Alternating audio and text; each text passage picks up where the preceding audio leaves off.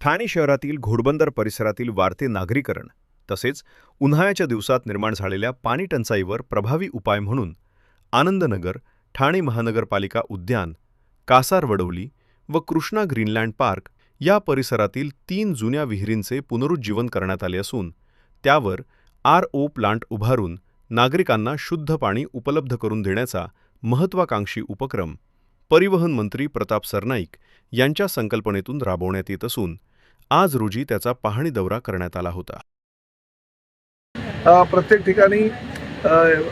पाणी बचत करण्यासाठी वेगवेगळ्या उपाययोजना राबवत आहेत। पाणी कपात 10% केलेली आहे मुंबई महापालिकेसह इतर महापालिकांनी,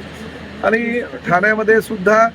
अतिशय वाईट परिस्थिती असताना सुद्धा आपण जास्तीत जास्त लोकांना कसं पाणी मिळेल यासाठी प्रयत्न करतोय। उपमुख्यमंत्री एकनाथ शिंदे साहेब यांनी अनेक प्रकल्प राबवले, त्यापैकी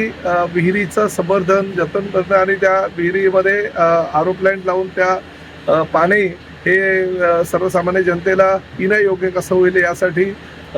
मला 50 कोटी रुपयाचा निधी उपलब्ध करून दिला होता आणि त्या निधीच्या माध्यमातून माझ्या मतदारसंघामध्ये आतापर्यंत 12 विहिरीचं लोकार्पण मी केलेलं आहे। अजूनही जवळजवळ 41 विहिरी ज्या भविष्यामध्ये आपल्याला RO प्लांट लावून सर्वसामान्य जनतेला पाणी कसं त्यातलं मिळेल यासाठी आम्ही प्रयत्न करतोय।